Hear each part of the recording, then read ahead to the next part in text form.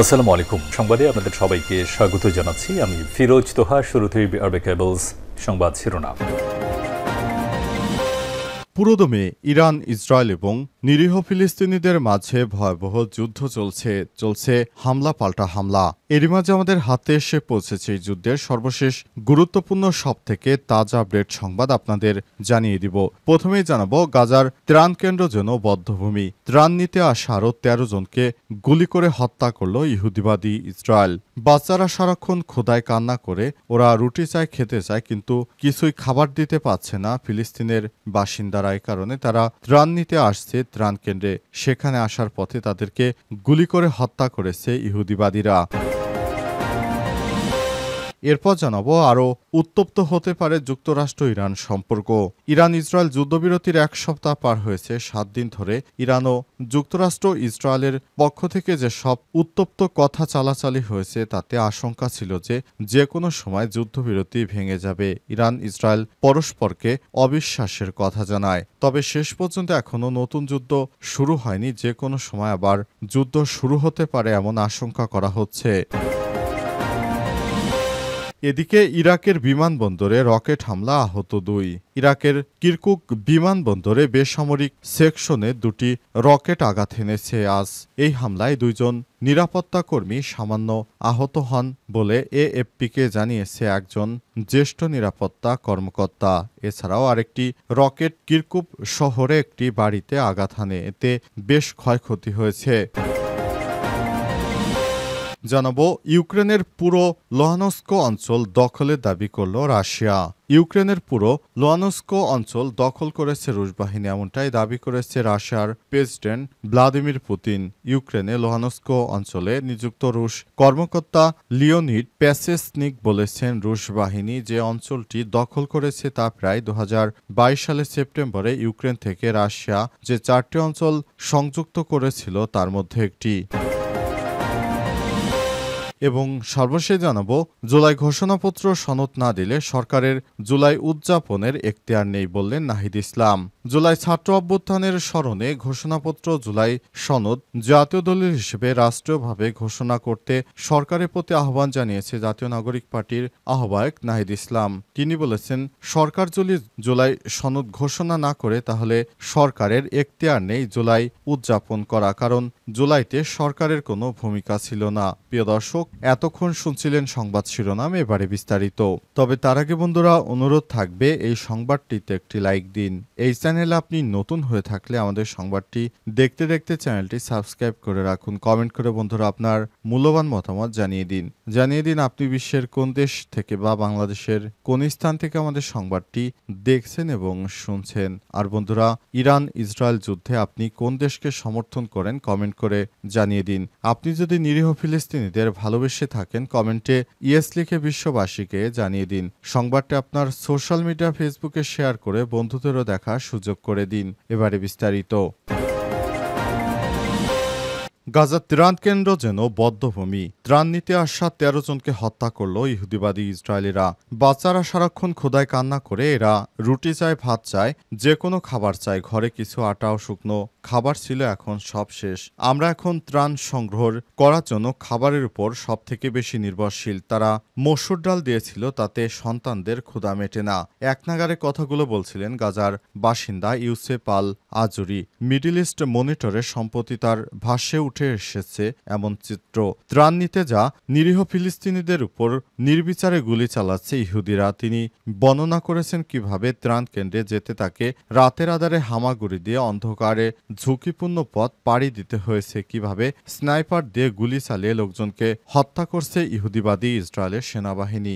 বাড়িঘর হারিয়ে পরিবারের সদস্যদের নিয়ে তাঁবুতে থাকা ইউসেফের মতো এমন সমস্যায় পড়েছে গাজায় লাখ লাখ মানুষ। তাদেরকে ত্রাণ দেওয়ার কথা বলে তারপর ডেকে নিয়ে যাওয়া হচ্ছে। পথে নিয়েই তাদেরকে গুলি করে হত্যা করা হয়। এখন এমন এক পর্যায়ে পৌঁছে গেছে যে তাদের ঘরে কোনো খাবার নেই। তারা কি খাবে, কি করবে, কোনো কিছুই বুঝে উঠতে পারছে না। কিন্তু তাদেরকে ধরে ধরে নিয়ে তারপর গুলি করে হত্যা করছে ইহুদিবাদী ইসরায়েলের সেনারা। এ অবস্থায় পুরো গাজা উপত্যকা এমন এক ভয়ানক সংকটে পড়েছে যে নিরীহ ফিলিস্তিনিরা পালাবে কোথায়, যাবে কোথায়। তাদের পালানোর কোনো জায়গা নেই, তাদের বাঁচার কোনো উপায় নেই। ইহুদিবাদী ইহুদিবাদীরা এমনভাবে সবকিছু ধ্বংস করে দিচ্ছে যে মুসলিম বিশ্ব এখন তাকে তাকে দেখছে, কিন্তু তাদের করার কিছু নেই। আরও উত্তপ্ত হতে পারে যুক্তরাষ্ট্র ইরান সম্পর্ক। ইরান ইসরায়েল যুদ্ধবিরতি এক সপ্তাহ পার হলেও 7 দিন ধরে ইরান ও যুক্তরাষ্ট্র ইসরায়েলের পক্ষ থেকে যেসব উত্তপ্ত কথা চালাচালি হয়েছে তাতে আশঙ্কা ছিল যে কোনো সময় যুদ্ধবিরতি ভেঙে যাবে।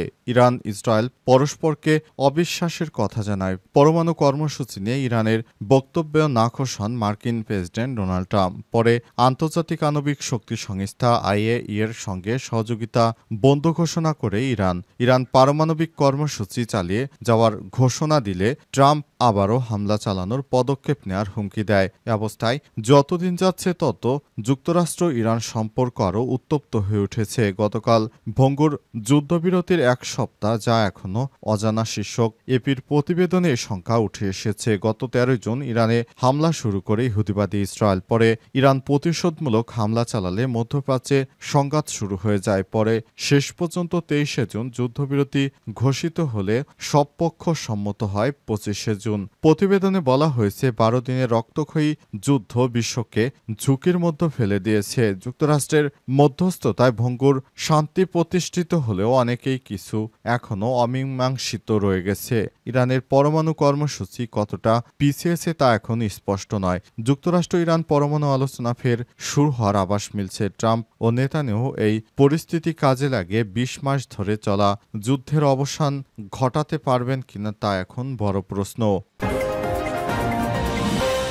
ইরাকের বিমানবন্দরে রকেট হামলা, আহত 2। ইরাকের কিরকুক বিমানবন্দরে সামরিক সেকশনে 2টি রকেট আঘাত হেনেছে আজ রাতে। এই হামলায় 2 নিরাপত্তা কর্মী সামান্য আহত হন বলে AFP-কে জানিয়েছে একজন জ্যেষ্ঠ নিরাপত্তা কর্মকর্তা। এছাড়াও আরেকটি রকেট কিরকুক শহরে একটি বাড়িতে আঘাত হানে। এতে বেশ ক্ষয়ক্ষতি হয়েছে। নাম প্রকাশ্যে অনিচ্ছুক ওই জ্যেষ্ঠ নিরাপত্তা কর্মকর্তা বলেছেন, কিরকুক বিমানবন্দরে সামরিক সেকশনে 2টি কাতিউশা রকেট আঘাত হানে। এতে 2 নিরাপত্তা কর্মী সামান্য আহত হন। কর্মকর্তার মতে একটি রকেট বিস্ফোরিত হয়নি। তিনি আরো বলেছেন, তৃতীয় রকেটটি উরুবাপাড়ায় একটি বাড়িতে আঘাত হানে, যার ফলে বাড়ির কিছু ক্ষয়ক্ষতি হয়েছে। কিরকুকের বিমানবন্দরে সামরিক সেক্টর, ইরাকি সেনাবাহিনী, ফেডারেল পুলিশ এবং হাশেদ আল শাবির ঘাঁটি রয়েছে। কিরকুক আন্তর্জাতিক বিমানবন্দর কর্তৃপক্ষ জানিয়েছে বিমানবন্দরে কোনো ক্ষতি হয়নি এবং হামলার কারণে বিমান চলাচলও ব্যাহত হয়নি। এদিকে এই রকেট হামলার দায় এখন পর্যন্ত কেউ স্বীকার করেনি। সূত্র দ্য হিন্দুস্তান টাইমসের। হঠাৎ কিভাবে ইরাকে এসে হামলা শুরু হয়েছে সে বিষয়ে এখনও স্পষ্ট করে কেউ বলতে পারছে না। আসলে সাদ্দাম হোসেন এর মৃত্যুর পর ইরাকের সামরিক সক্ষমতা অনেক অংশেই ধ্বংস হয়ে গেছে। তাই এখন কোথা থেকে কোনো মিসাইল আসলো কিনা সে ব্যাপারে কোনো পদক্ষেপ নিতে পারে না ইরাক। জুলাই ঘোষণাপত্র না দিলে সরকারের জুলাই উদযাপনের এখতিয়ার নেই, বললেন নাহিদ ইসলাম। জুলাই ছাত্র অভ্যুত্থানের স্মরণে ঘোষণাপত্র ও জুলাই সনদ জাতীয় দলিল হিসেবে রাষ্ট্রীয়ভাবে ঘোষণা করতে সরকারের প্রতি আহ্বান জানিয়েছে জাতীয় নাগরিক পার্টি এনসিপির আহ্বায়ক নাহিদ ইসলাম। আজ সামাজিক যোগাযোগ মাধ্যম ফেসবুকে তিনি এসব কথা বলেছেন। তার পোস্টটি যুগান্তরের পাঠকদের জন্য হুবহু তুলে ধরা হলো। জুলাই ঘোষণাপত্র। জুলাই ঘোষণাপত্র হচ্ছে জুলাই ছাত্র গণ অভ্যুত্থানের ঐতিহাসিক প্রেক্ষাপট, শহীদ, আহত এবং নেতৃত্বদের অবদান ও রাজনৈতিক নিরাপত্তা, সুরক্ষা এবং জুলাইয়ের আকাঙ্ক্ষা সংজ্ঞায় নিশ্চিত একটি জাতীয় দলিল যা পরবর্তী আইনি ও সাংবিধানিক ভিত্তি পাবে। কোনো একটি পক্ষ যদি দলীয় স্বার্থে ঐক্যমত প্রক্রিয়াকে ব্যাহত করে তাহলে সরকারের উচিত ভয় না করে অন্য সব পক্ষ এবং সাধারণ জনগণকে সঙ্গে নিয়ে ঐতিহাসিক দায়িত্ব পালন করা। জুলাই সনদ ঘোষণাপত্র দিতে না পারলে সরকারের এখতিয়ার থাকবে না জুলাই উদযাপনে কোনো ধরনের উদ্যোগ নেওয়া। 31শে ডিসেম্বর ছাত্র নেতৃত্ব জুলাইয়ের ঘোষণাপত্র দিতে চেয়েছিল, কিন্তু সরকার সব রাজনৈতিক দলের সঙ্গে আলোচনা করে সরকারিভাবে ঘোষণাপত্র দিতে চেয়েছিল। নেতৃত্ব তাই তাদের উদ্যোগ থেকে সরে এসেছিল। সরকার বিভিন্ন দল বা পক্ষ থেকে খসড়া ঘোষণাপত্র চেয়েছিল। সেই সময় বৈষম্যবিরোধী ছাত্র আন্দোলনের পক্ষ থেকে সরকারের কাছে একটা খসড়া ঘোষণাপত্র দেয়া হয়েছিল। সবগুলো ডকুমেন্ট মিলিয়ে একটা কমন দলিল তৈরির কথা ছিল, যা সব সব পক্ষ একসঙ্গে উদযাপনের মাধ্যমে ঘোষণা করবে, কিন্তু সরকার দুইবার সময় দিয়েও প্রতিশ্রুতি রক্ষা করেনি। কেন করেনি, কোথায় বাধা পেল তা স্পষ্ট নয়। সরকারের কাছে অবশ্যই আমরা জবাবদিহি চাই এবং আমরা চাই রাষ্ট্রীয় উদ্যোগে ঘোষণাপত্র জারি করা হোক, যা পরবর্তীতে সংবিধানে যুক্ত করার কমিটমেন্টে থাকবে। কিন্তু সরকারের পক্ষ থেকে এখনো সেটি দেয়া হচ্ছে না। কেন টালবাহানা করা হচ্ছে কিংবা বিএনপির পক্ষ থেকে কোনো বাধা আসছে কিনা সেটি সরকারকে স্পষ্ট করার জন্য আহ্বান জানানো হয়েছে।